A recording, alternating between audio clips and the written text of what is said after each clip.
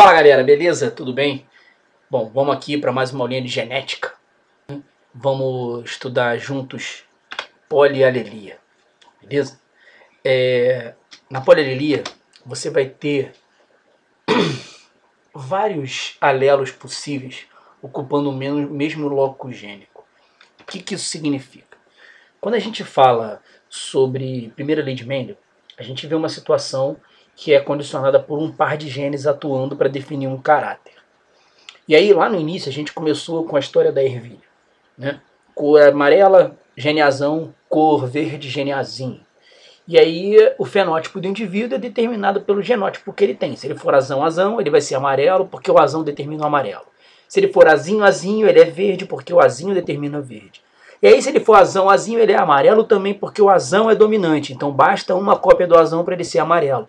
E o azinho recessivo em relação a ele não vai se expressar, né, porque não tem força suficiente para isso. Eu preciso de dois azinhos para o cara ser verde.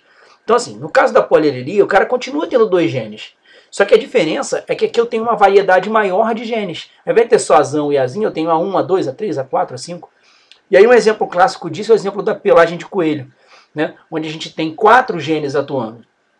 Esses 4 genes têm uma relação de dominância entre si, que daqui a pouco eu vou falar, né? É um gene Czão para pelagem agúti, que é esse coelho marronzinho bonitinho aí, selvagem, né? Esse coelho acinzentado, assim, meio grisalho, é o chinchila, determinado pelo gene C1. O gene C2 dá o fenótipo Himalaia, né, que é esse com as extremidades do corpo escuras, e o fenótipo albino, esse gene C3 aí, que é o recessivo em relação a todo mundo, tá? Levando em consideração assim que é só uma parte, que esse albino não quer dizer que esse animal seja realmente, tenha albinismo, tá? Porque o albinismo é uma condição genética que o cara é incapaz de produzir pigmento, e aí não é o caso, ele só é branco mesmo, tá? Por conta dessa ação desse gene C3 aí.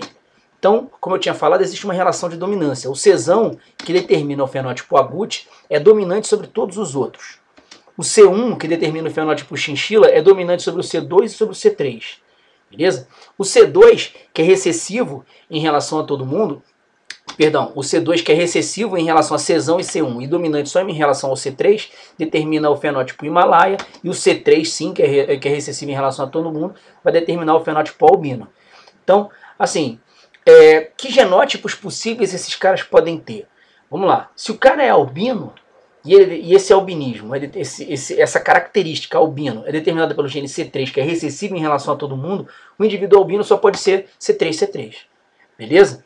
Se você for pegar o agúti, ele é determinado pelo gene Czão, que é dominante. Então o Czão com qualquer outro dos genes, né, Czão C1, Czão C2, Czão C3, vai dar um indivíduo que é agúti.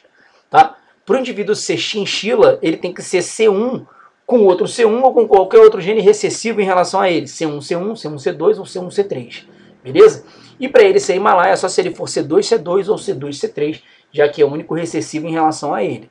Beleza? Aí, assim, a situação não vai mudar em relação ao que a gente tinha visto antes, porque eu continuo tendo um par de genes trabalhando. A única diferença é que eu tenho mais genótipos possíveis. Beleza? Então, olha só, olha esse exemplo. O quadro abaixo apresenta a distribuição de 5 alelos, cujas combinações fenotípicas são responsáveis pela cor do olho em uma certa espécie de abelha.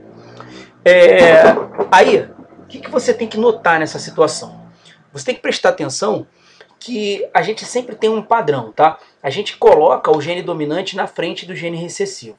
Então, por exemplo, se você pegar esse caso aí do indivíduo marrom, BM, Bzinho, isso quer dizer que o BM, que determina o marrom, é dominante sobre o Bzinho. Ponto.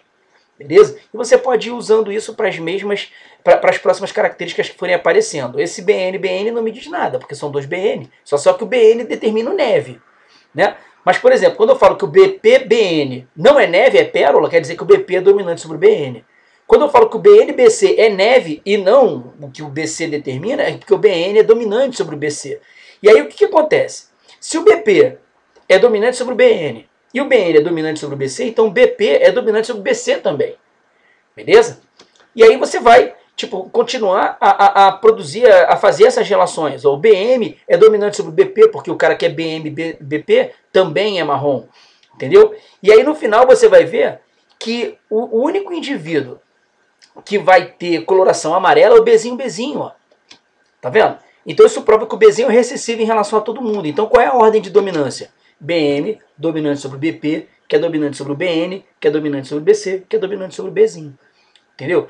É tranquilo. Você tem esse tipo de exercício e o outro tipo de exercício também que é comum com relação ao caso de polialelia, é quando o cara fala para você, ó, os genes que existem, tá? Ele bota a relação de dominância entre eles, e aí ele fala, dá algumas informações e vai pedir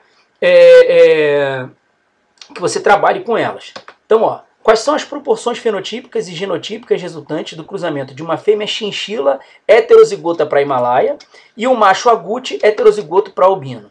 Chinchila heterozigota para Himalaia, C1, C2, e agute heterozigoto para albino, Czão, C3. Quais são as proporções fenotípicas e genotípicas? Vamos lá. Se o macho der o Czão, né, qualquer filhote resultante vai ser agute. Então pode ser Czão, C1, Czão, C2.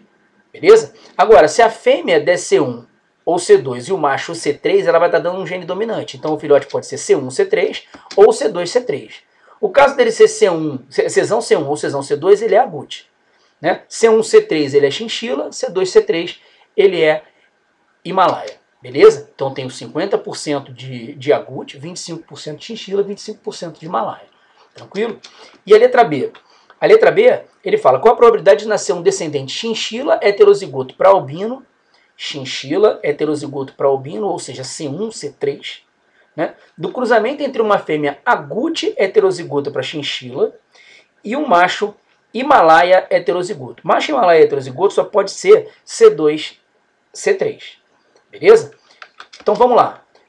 Uma fêmea, perdão, isso, descendente a partir do cruzamento. Uma fêmea agute heterozigota para chinchila, Czão, C1, e um macho Himalaia heterozigoto, C2, C3.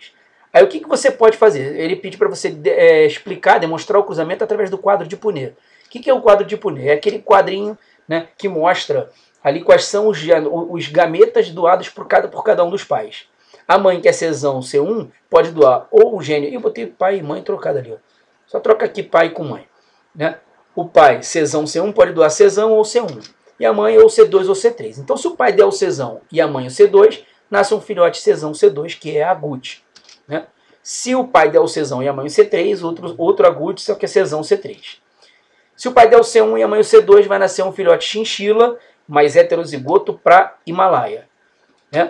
E se o pai der o C1 e a mãe o C3, né, sai um chinchila heterozigoto para albino, que é o que ele quer. Ó. Qual a probabilidade de nascer um descendente chinchila heterozigoto para albino, C1, C3? Tá aí a sua resposta, 25%. Beleza? Então depois eu volto com mais uns videozinhos, tá? O próximo assunto vai ser grupos sanguíneos, que está dentro de polialelia também, tá? Beijo, valeu!